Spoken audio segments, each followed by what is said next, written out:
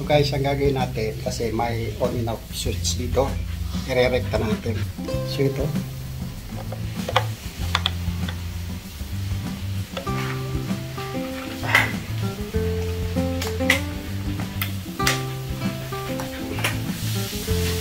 Ayan.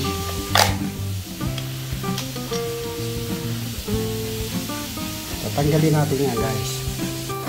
Ayan. So ito guys, yung pumunta ng ilaw, irerekta natin dito sa pinaka supply niya para hindi na dadaan sa switch. So guys, ang ginawa natin, dinugtungan ko lang ito kasi umiksi. So direkta natin dito sa kabila para direkta na siya. Hindi nagagana to switch na to. Yan. So, kahit patayin mo yan, wala. So, atras lang tayo, yun. Diba? Basta may motion, yun. Iilaw siya.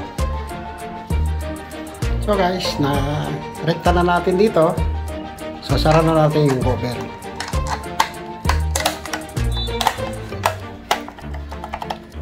So, ayan na. So, ayun, oh. Ayan guys, ang purpose ng ilaw natin, yan, 16 seconds yan guys, may setting yan, pwede nyo panghabaan 32, 30 seconds, ganyan, o 120, pwede.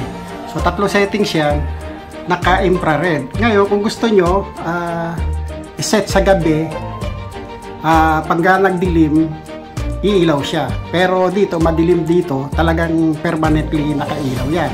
So, dapat motion lang, ayan. So, galing guys, ano? So ito guys, yung mga ginamit natin, itong heat gun para doon sa insulation kasi nagduntong ako ng wire. Tapos, wire stripper.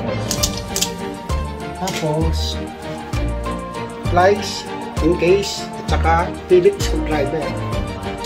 So, yun lang guys. Sana may natutunan kayo sa pag-share ko ngayon. Kung gusto nyo bumili, bili lang kayo dito. Yan, adapter guys. Infrared adapter para sa incandescent bulb. Pero LED yan guys eh. Pero pwede rin yan sa incandescent. So guys, hanggang dito na lang po at magandang hapon. Paalam.